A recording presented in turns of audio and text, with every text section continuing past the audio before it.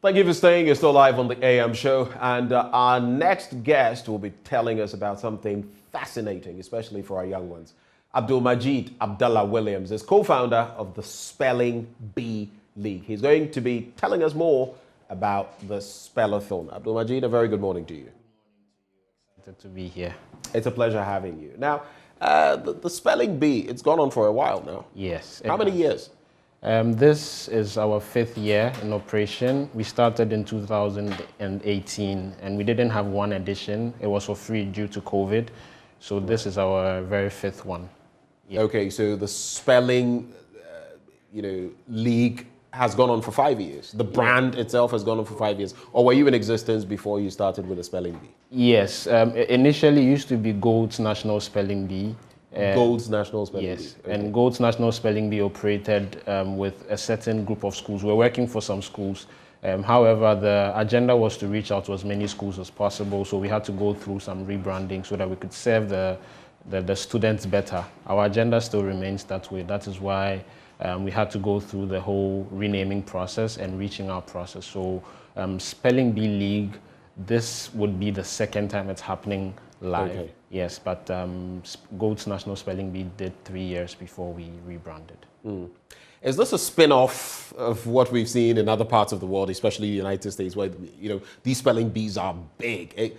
Or is this purely homegrown? This is a homegrown Ghanaian bit when it comes to the spelling bee. Yeah, tell you what, I think that our idea was to rather have a proper national situation, because for 15 years, we've had Ghanaians go into the Scripps National Spelling Bee. I'm sure that's what. Yes, that's exactly what I'm referring to. Yeah, and when they go, we haven't come close to winning. And a lot of schools are in Ghana that do not have an idea what the spelling bee is, and students that are actually very good. So our agenda is to actually have a proper national event, very popular, so that if you did win, the whole country knew that you actually beat people to win. Hence, if we have to make some international partnerships, it will be actually worth it.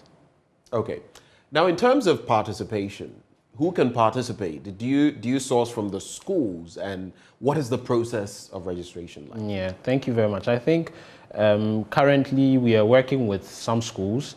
Due to the time constraint in this year's edition, we have selected schools that have been in the competition before and have an experience or have at least a spelling bee club set up in their school already.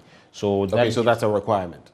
Is it a requirement? Yes, it's a sort of a requirement. So that gives us a heads up so that we, in our next edition, which is next year's edition, where we go national, we are looking to, by which time set up every other school within the NAPS association as a member of the Spelling Bee League. But currently we are working with some schools within the region and some other parts of the country that at least have been there before. They know what it's about, so that it's like an awareness to the other schools that, okay, if you want to be part of it, these are some of the things that we require from you. So you need to, start preparing the kids, as it is an extracurricular activity that actually benefits both the school and the child. So for now, the focus is the Greater Accra region, is it? Yes, it is the Greater Accra region. We had some schools from the Ashanti region as well, some schools also from the Western region that will be participating. So we are having different parts of the competition happening simultaneously, and then the regional finale, which is going to happen in Accra, we are going to have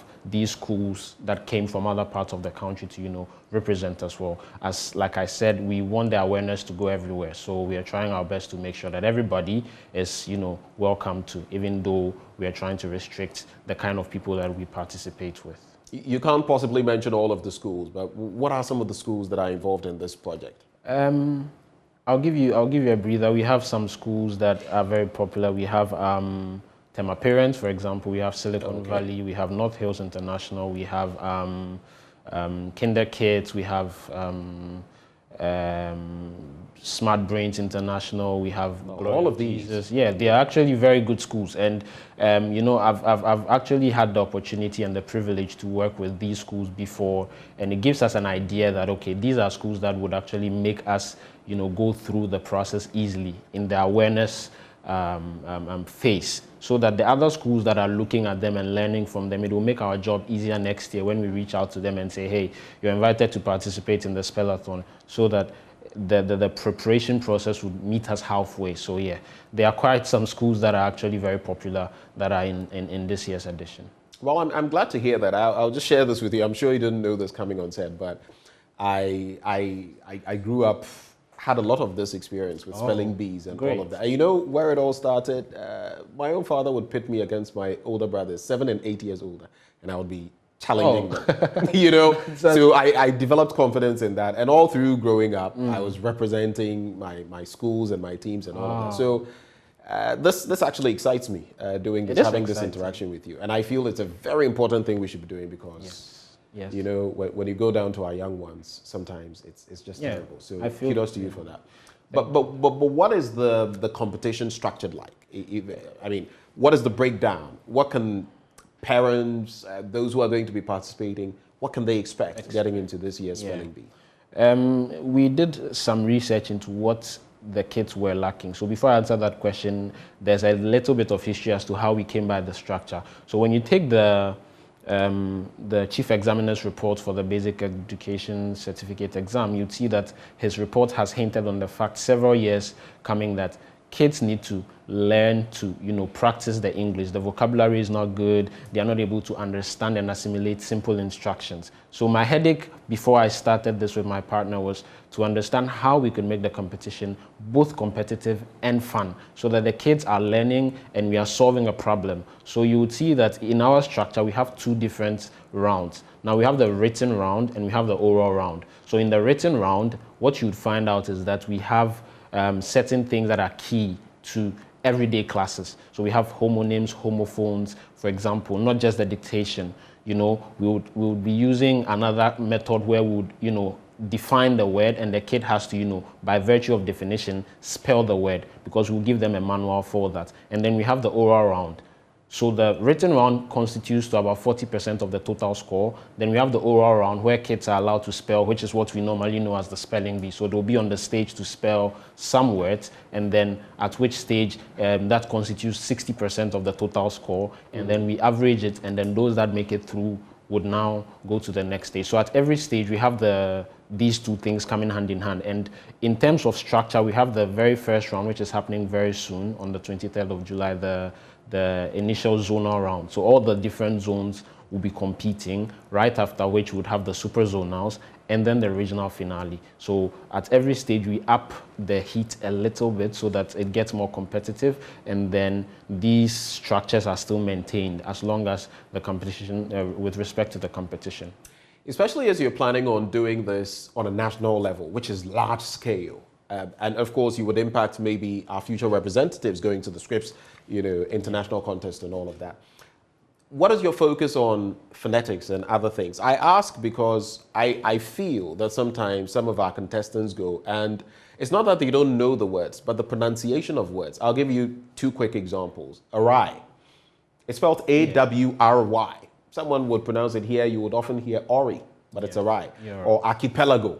And someone would be thinking Aki, but it's A-R-C-H-I-P-E-L-A-G-O. Yes. So words like that, I think those are some of the problems. Are you taking stock of these in your Spellathon? Yes. So Spellathon, like I said, is aimed at solving the problem. So just like you mentioned, what we give the kids as a manual is not just the words that they have to spell. For every word that you would learn, the right pronunciation is also, giving to you in the book. Right. Apart from that, that's super. Yes. So that's, like I said, for me personally, it's been a headache. I was in the spelling bee for some time, so I understand how I got kicked out and what the real problem was. So right. I don't acknowledge that was a problem. Yes, it was. It has been a problem consistently. Right. And so apart from that, we have a partnership with a Canadian vocabulary company called SpellQuiz, where for every word that we are using, they give us the words in partnership with Merriam-Webster. And then what we expect from the kids is that they have their logins, and then they go onto that platform where they can listen to every word that is being used in the competition. So you can be able to pronounce the word properly and understand how the word is even used, even in a sentence and all of that. So yes, we are trying our very best to make sure that we provide the kids with the right tools so that they are motivated enough not to be left out at every stage of the competition. So yes, we are doing that. Great, kudos to you for that. But for the winners, what can we expect that they will get? I mean, what are the packages that you have? First and foremost, everybody that goes through the competition, because we have a written test that makes the schools that we even work with have eligible contestants. So once you make it through to the very first round, we consider you a winner. Now, the ultimate prize for this year would be the one-year scholarship that we are going to be funding. Okay. So with respect to whichever school you go to, we would front the bill for your tuition, and if it's not up to, or if it is less than our actual budget, we would still use the rest of the funds to do something extraordinary for the kids. In addition to that, we are in talks with the Super Spelling Bee of China, which is at least not... Okay, that's interesting. Yes, it's not on the same level as Scripps, as we all know, but because it hosts other continents, we have Asia, we have Africa, we have some other countries from Europe coming on board, we feel like, okay, that's a start. So we are still in talks to see how our winners and their winners can have a one-off where we can, you know, compete. So you face off. Yes, exactly. So then we are able to say that, okay, if you look at this edition of it, we're using this for the exposure. So that is part of what we would qualify as the package for the winners. So the 5 finalists, everybody goes home with something, but the ultimate prizes would be the tuition, which is spread up from the first winner up to the 5th, and then this preparation for the Super Spelling Bee of China as well. All right. So to wrap the conversation, you're targeting young ones from classes 4 yes. to JSS 2 or JHS yes. 2, yes. thereabouts. And what is your plan, though, for these young ones in Ghana? And moving forward, what can we expect from the Spelling Bee League? Thank you very much. Our idea is born from helping. So in our tagline is empowering Ghana, one word at a time. And by virtue of what we believe in, we think that Spelling Bee is going to serve as the groundbreaking opportunity for kids to learn and understand why they need to use these words in the first place. So it's not just about the big words that you can spell, but how are you able to use these words in your everyday, you know, conversations, in your homeworks, in your assignments that you do, and all of that. So we are looking at making this an actual national homegrown event that every year schools, kids, parents, sponsors, and everybody else can look forward to and say, hey, I want to see what next year's winners are going to look like, because this year's edition was very exciting. This year's edition was very tough. And then by so doing, we can say that we are ready to have an actual, you know, international edition. So we are starting from Ghana. We are looking to go international. And that is our vision for Spelling Bee for the kids in Ghana as well. All right, Abdul Majid, thank you very much for joining the conversation, and we wish you the very best on this latest Spellathon. That was Abdul Majid joining the conversation. We'll take a break, and when we return, we bring you more right here on the AM show. Do stay.